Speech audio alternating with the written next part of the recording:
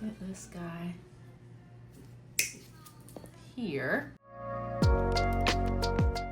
Hey everybody, here for round 2. Check it out. This is 2.5 weeks later. We are looking much, much better. It is really starting to close in. So I'm gonna trim all of this up. And if I could grab some nippers, Katrina, to trim this part that's now kind of coming off. But look how healthy. One thing that we were looking at is that mark that we did here. It has not gotten past that. He just finished doxycycline 2 days ago. So let's go ahead and trim her up. I'm gonna pull this out. Go ahead and get all the gunk off. And he's been so good about staying off of it and then also wearing that, what's called a 4-foot offloading shoe. I'll show you what I mean. So this shoe design allows no pressure here, so it heals stuff like this. If you don't do that, then it's just gonna remain open and continue to get open. We were just talking how it's so swollen and a little red. I absolutely want to make sure that the bone is not trying to get infected. That is so important. It's closed up tremendously. I don't remember the exact measurements, Katrina, but maybe we'll look at that and drop it in the feed. There we go. It's crazy. Even though you've been off of it, how much buildup still occurs. Mm-hmm. Just from going to the bathroom, taking a shower, everyday stuff. I'm gonna get that little nail. It's in my way. All right. So I say we stay the course because it's working. Let's not change up anything. Did we get x-rays today? Yes. Good deal. I wanted to double check.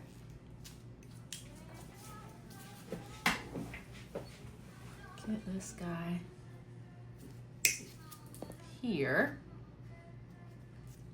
And that buildup underneath just gets so rough. There we go. Now kind of get him back in his place and just build up from, you know, fungus and things like that. And thickening from poor circulation. There we go. That looks better. There's that piece right here was hanging.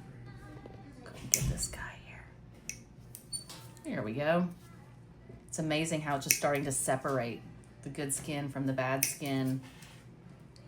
Just looks so much better. We definitely want to do a side-by-side picture in this. And then we'll monitor it. And keep trimming on my... But wow, I can't wait to show you. I'm not done yet, so you'll have to wait for the unveiling. You've been feeling okay, right? You haven't been... you know, sick in any capacity, any nausea, diarrhea, fever? No, I just... You were sick at your stomach one night, during the night. Okay. Yeah. Yeah, one night. When was that? It was over a week ago. Over a week, okay.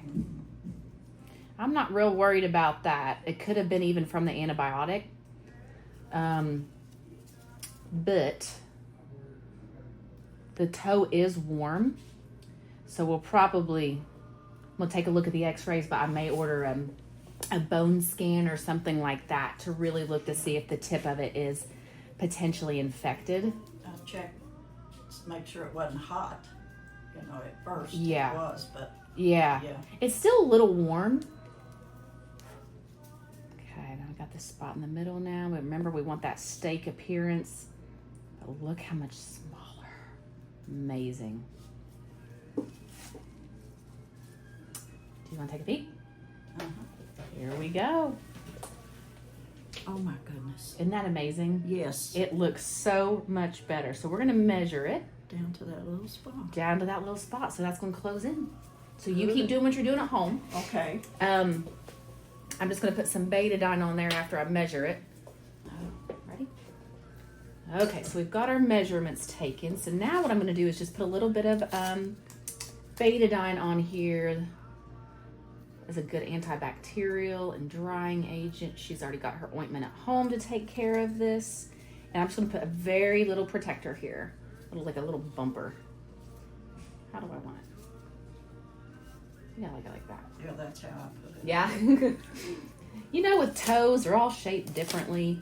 I know. Oops, dropped that one. We're gonna well. Make sure we don't touch the under bandage. Here we go.